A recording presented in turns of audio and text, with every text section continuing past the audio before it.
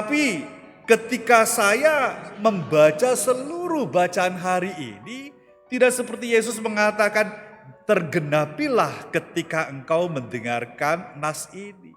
Ketika selesai membaca semuanya itu saya mengatakan, loh, ini kan seperti bagian kedua dari homili minggu yang lalu.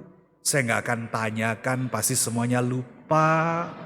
Makanya romo-romo itu kasihan bikin homili, direnungkan, dibacakan, setelah disampaikan gak ada satupun yang ingat gitu loh ya. Mengapa saya mengatakan, loh ini kan seperti lanjutan dari homili minggu yang lalu. Karena minggu yang lalu itu saya terinspirasi dengan Mazmur tanggapannya, referennya yang mengatakan, kisahkanlah karya, ada masih ingat gak? Lupa, udah biarin aja saya ngomong ya. Di dalam Mazmur tanggapan itu referennya mengatakan, kisahkanlah karya-karya ajaib kepada semua suku. Ketika saya membaca itu saya bertanya kepada diri saya, apa yang akan saya kisahkan? Apa yang akan kita kisahkan tentang karya-karya ajaib yang telah Tuhan lakukan dalam hidup ini, kalau kita sendiri tidak pernah menghidupkan karya-karya Allah melalui pribadi kita. Minggu lalu pun di dalam 1 Korintus mengatakan hal yang sama.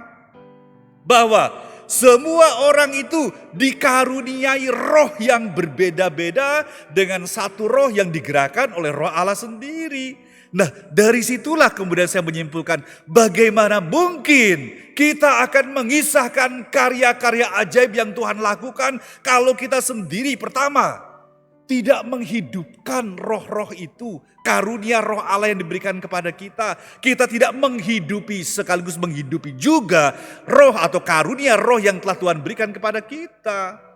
Kalau kita tidak menghidupi dan menghidupkan karunia roh itu, bagaimana mungkin kita akan bisa melihat, bagaimana mungkin kita akan bisa merasakan, bagaimana mungkin kita juga akan mengalami bagaimana karya-karya ajaib yang Tuhan terjadi atau yang berikan kepada kita itu. Semuanya itu memang harus digenapkan dengan sungguh-sungguh oleh setiap pribadi yang menyadari bahwa hidup kita itu memang digerakkan oleh Roh Allah. Hidup kita itu memang betul-betul harus menghidupi Roh Allah dengan sungguh-sungguh. Maka untuk menggerakkan tubuh kita, untuk digerakkan oleh Roh Allah itu, hari ini semakin dikerucutkan kepada kita. Bahwa Allah itu telah menyusun sedemikian rupa bentuk tubuh kita atau bagian tubuh kita seperti yang dibacakan di dalam bacaan kedua hari ini. Di sana kita diberikan mata, kita diberikan telinga, diberikan tangan dan lain sebagainya. Justru semua bagian anggota tubuh kita yang ada di dalam diri kita diciptakan oleh Allah bukan dibiarkan begitu saja, tetapi seluruh anggota yang tubuh yang ada dalam diri kita itulah yang harus dihidupkan bersama dengan roh yang menggerakkan hidup kita. Mata kita dipakai untuk apa? Tangan kita dipergunakan untuk apa? Tangan kita seringkali dipergunakan hanya untuk main HP, termasuk di dalam misa pun main HP terus.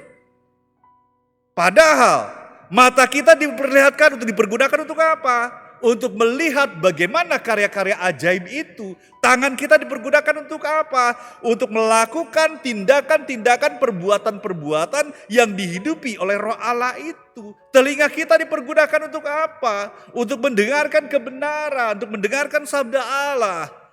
Kalau anggota tubuh kita itu dipergunakan secara sungguh-sungguh untuk menggenapkan hukum-hukum Allah, untuk menggenapkan aturan-aturan Allah, maka disitulah kita akan semakin melihat karya-karya ajaib Tuhan itu akan selalu terjadi. Sayangnya kita seringkali tidak mau dihidupkan dan tidak mau menghidupi karunia roh yang Tuhan Allah berikan. Kalau hari ini pun di dalam bacaan kedua, kita sebagai umat beriman ternyata kita itu adalah anggota tubuh Kristus. Berarti kalau anggota tubuh Kristus, kita itulah yang sekarang gilirannya menggenapkan apa yang Tuhan Yesus maui dalam kehidupan kita. Maka kalau tadi Yesus mengatakan, setelah mendengarkan nas ini maka digenapilah. Karena justru dari situlah kita bisa melihat pribadi Yesus, kata-kata Yesus yang mengatakan digenapilah semua nas itu bukan kata-kata biasa.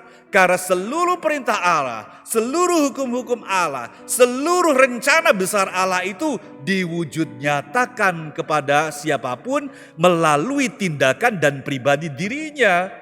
Maka Yesus itu tadi mengatakan orang-orang yang menderita, orang-orang yang ada tawanan akan dibebaskan. Berarti kalau kita dan semua pribadi melakukan hal yang sama kepada siapapun, yaitu melakukan dan menggenapkan kehendak Allah melalui seluruh anggota tubuh kita, disitulah kita pun akan menjadi warta gembira bagi siapapun.